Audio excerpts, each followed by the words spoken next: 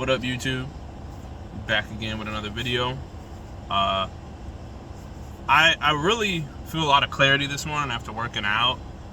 And I was gonna make a video last night, but I ain't gonna lie, I was kind of down in the dumps yesterday. I had did an InBody scan at my supplement store.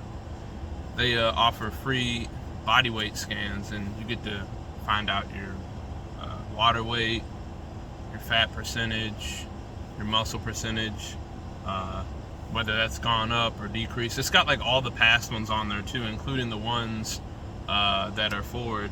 Some dude's just pulling up at my house, probably somebody for DoorDash or something. Just checking them out. Some random dude pulling up at my house. Anyway,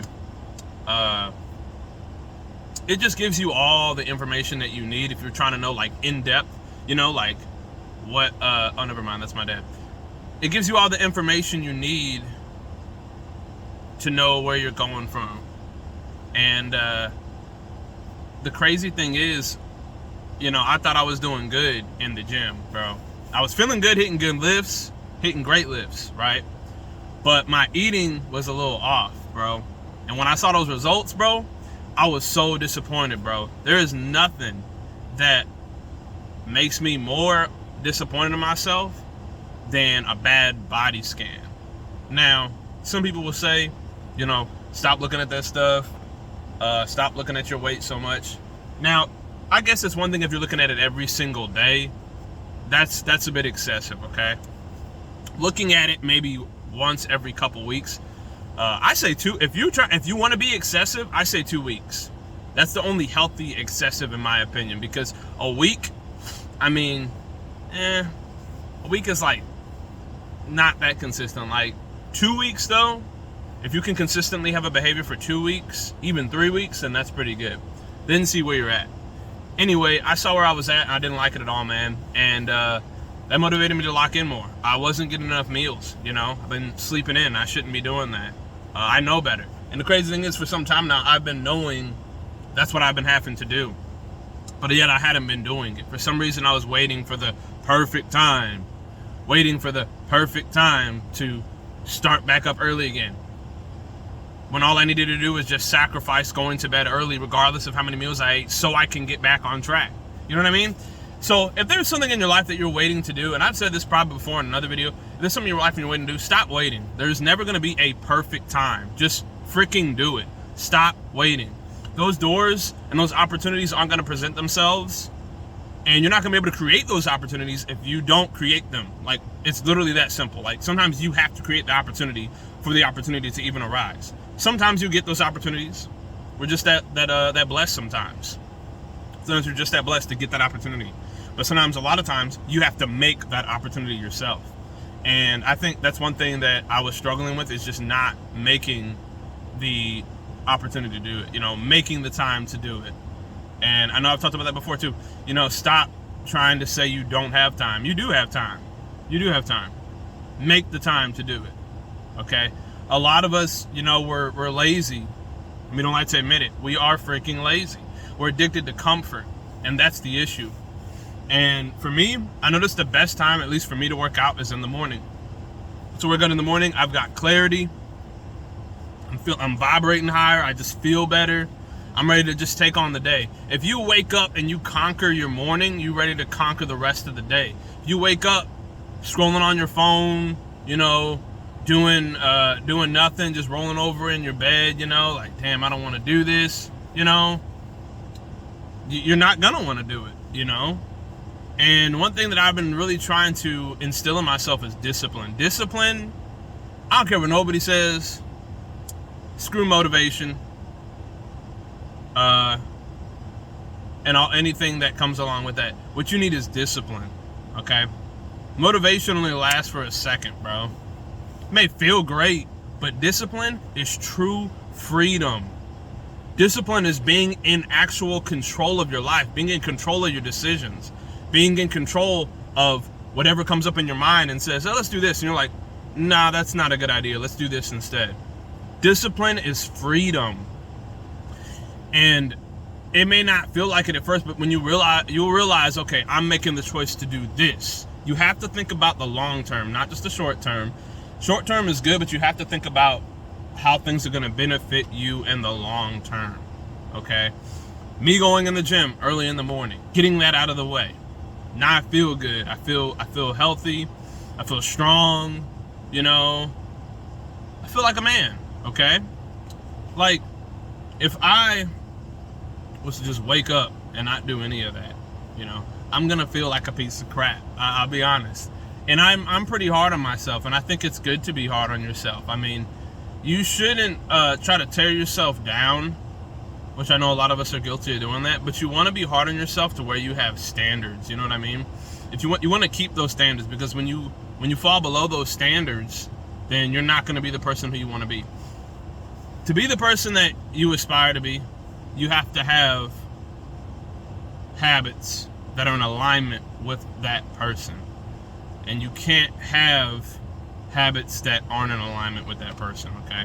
And they have to be non-negotiable. And this is something that it's not easy at first, but I feel like after a while, it's pretty easy. It's like creating a habit. You know, at first, it's like, okay, I gotta do this, right? Okay, let's get up and do this. And then eventually it's just like, I'm gonna do it regardless of how I feel. That's why it's most important to do the things you don't want to do, especially when you really don't feel like doing them. Like today, so I always in my leg days with sprints. I used to hate leg day, but I love leg day now. I just destroy my legs. I utterly destroy them, and I love it. But I end them with sprints now. And today, I ain't gonna lie, I didn't want to do the sprints, but I was like, look, bro, think about how much better you're gonna feel after you did these sprints. So do them, you know? Think about how much better you're gonna feel afterwards. That's when it comes to like maybe eating junk. And I'll be honest, I ate some junk, a couple days ago, because I hadn't in a while. And since I don't do that stuff anymore, when I do it now, my body's like, what the heck are you doing? Like the next day, dude, I felt so lethargic. It was horrible, bro. I felt like a complete and utter piece of crap. And it's because I know better. My body knows better. It's like, why are you feeding us this? Like, we don't get fuel from this. This is disgusting. So, you know, I was living in the moment, but I wasn't thinking about how I was going to feel later. I just cared about how I was going to feel immediately. Which brings us to immediate gratification, okay? We live in a world where immediate gratification is like, it's like a religion, dude. Immediate gratification is like the religion of our current world when you really think about it, and it is sick, dude.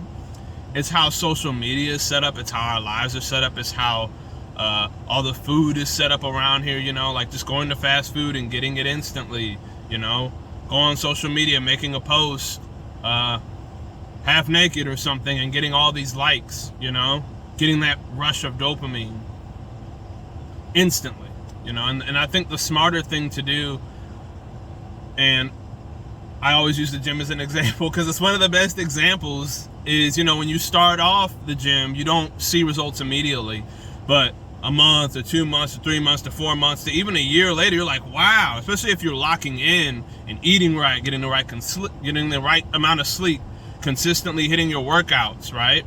You're going to see those results over the long term. You're like, wow, that didn't happen in just a day.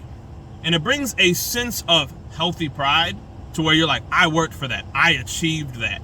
I did that, you know, because I was in control and I made the choice to be disciplined enough to do that. I didn't think about, oh, this is going to be great in the moment, so let's do this, you know? Like I said, I've done that plenty of times. And I'll be honest, I'm a person that often learns the hard way. That's been most of my life, which somewhat I am grateful for, so that I can share that with other people, hopefully that they don't make the same mistakes that I did. Because you can learn from other people, and some people just learn from messing up and making mistakes.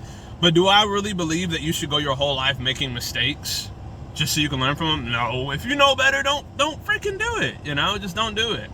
But there are some things in life where you're going to have to mess up. You're going to have to learn, okay, that didn't work out, so let's try this, you know? Sometimes you're going to have to make those mistakes, and that's okay. You need to have that freedom, freedom, and not just freedom, you need to have that space to be able to make those mistakes and then learn from them. Give yourself that space. It's important that you have people in your life that understand that you have the space and the freedom to make mistakes, but not to have that space to willingly go back to the things that are setting you back in life. You never want to keep willingly going back, okay?